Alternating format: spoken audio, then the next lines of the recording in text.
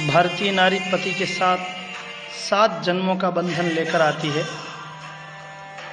पति को परमेश्वर मानती है, परंतु एक तरफ पति धर्म और दूसरी तरफ राष्ट्र धर्म हो तो राष्ट्र धर्म को सबसे ऊपर मानने का सर्वोच्च उदाहरण है जालोर की हीरादेह।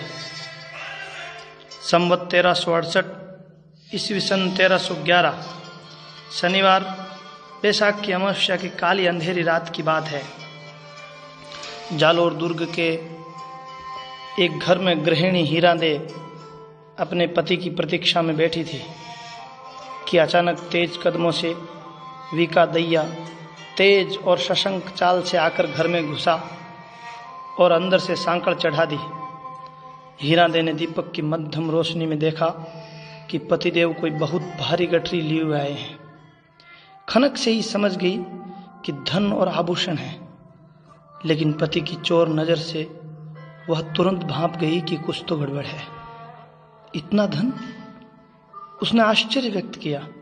फिर पूछा, क्या मैं जान सकती हूं कि यह धन आपको कहां से मिला? वीका दैया कुल्ला करते हुए बोला, कहीं से भी मिला है, रख लो, दुर्दिनों में काम ही आएगा। राजपूत कब से दुर्दिनों की अग्रिम व्यवस्था करने लगे हैं नाथ?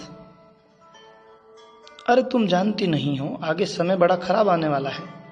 धन की कमी तो धन ही से पूरी होगी ना। बीका दैया हाथ पहुंचते हुए बोला, क्षत्रिय हो, तलवार लेकर जिस दिशा में भी निकलोगे परिवार के गुजारे लायक तो मिल ही जाएगा। हीरादेह ने तलवार एक तरफ रख आसन बिछाया, भोजन की थाली लगाई और पास ही बैठकर पति से धन के स्रोत पर बात करने लगी। जालोर के बुरे दिन आने वाले हैं भगवान, हम भाग्यशाली हैं कि कुछ जुगाड़ तो हो गया, वरना तो राजपूतों के लिए रक्त बहाना और स्त्रियों का जोहर देखना ही शेष रहा है। लेकिन इतना धन दिया किसने? हीरादेह हैरान थी।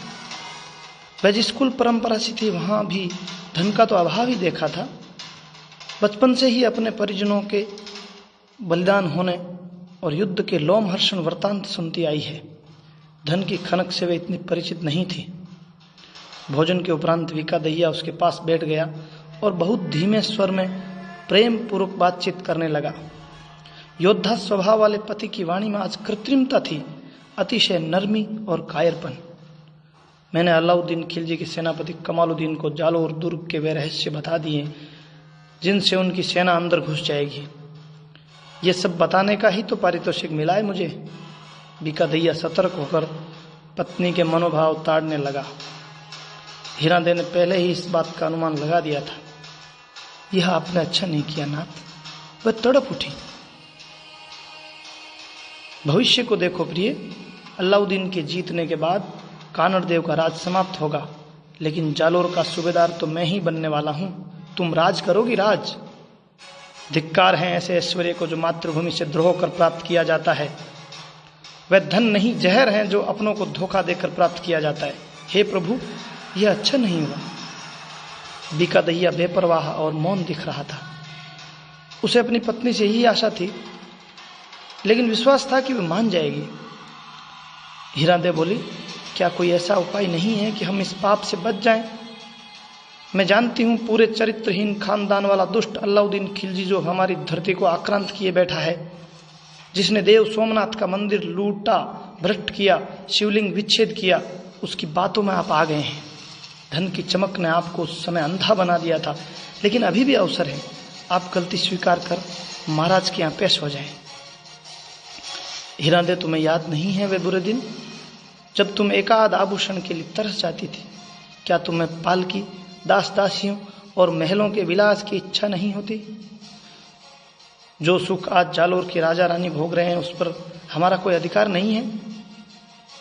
हम अभी जो हैं वही ठीक है नाथ। जालोर से गद्दारी पाप है, क्षत्रिय धर्म के विरुद्ध है। इलान देणी आपणी हालरिये हुलराय, पूत सिखावे पालने आ मरण बढ़ाई माई। क्या आपकी माता ने आपको नहीं सिखाया? उसका दूध आप लज्जित करोगे? जालोर का क्या बिगड़ेगा? आज सोनगरा चौहान राजा है, कल दैया होगा।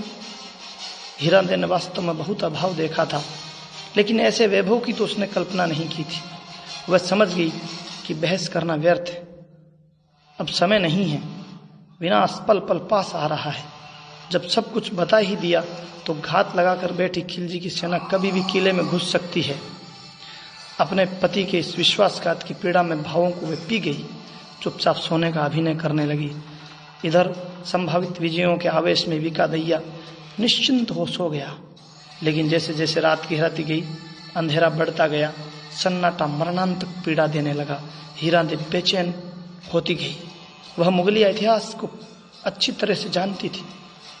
उसकी आंखों के सामने वीरों के साके, सतियों के जौहर से धधकती चिताएं, चित्कार और कोहराम तैर रहा था।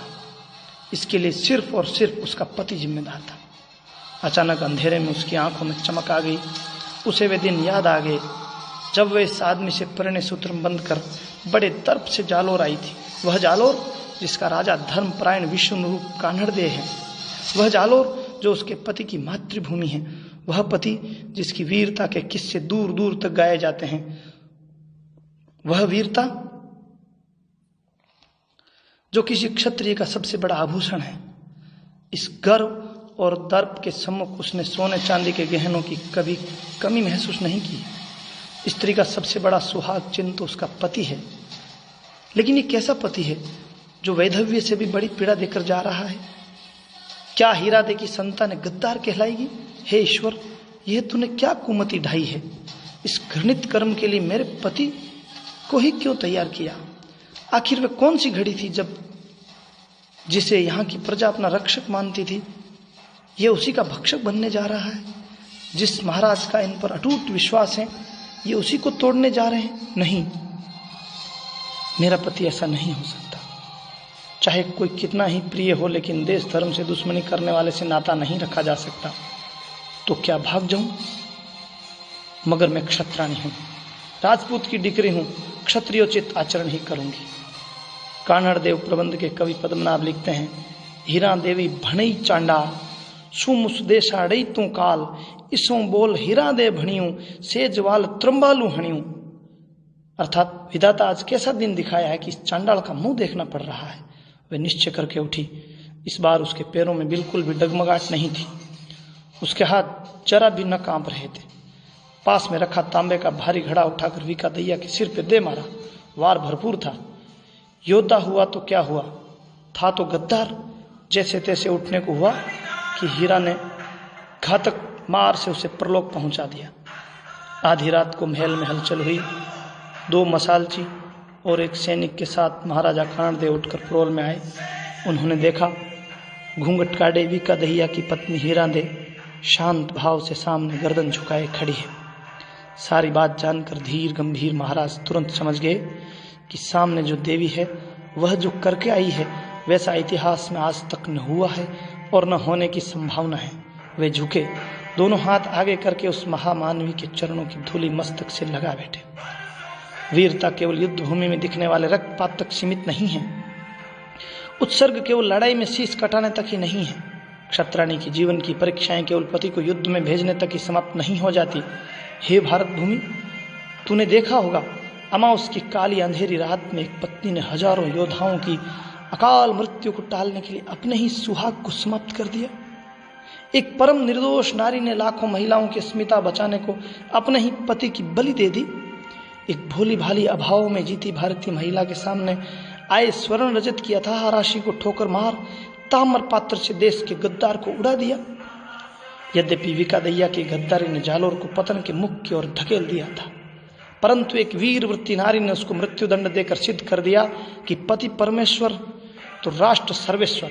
पति धर्म से भी राष्ट्र धर्म बड़ा है और सबसे बड़ा। इतिहास तुम्हें भुला सकता है माँ, लेकिन राष्ट्र की चिति पर अमिट संस्कार बनकर अपने पराक्रम से सदैव सदैव के लिए महकती रहोगी माँ।